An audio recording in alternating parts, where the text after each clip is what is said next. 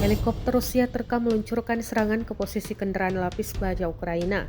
Tembakan tampak akurat mengenai sasaran hingga menciptakan ledakan dahsyat.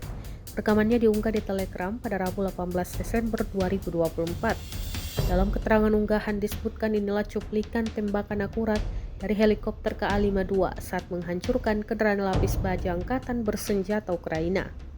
Rekamannya pun kini telah menuai berbagai komentar dari warganet.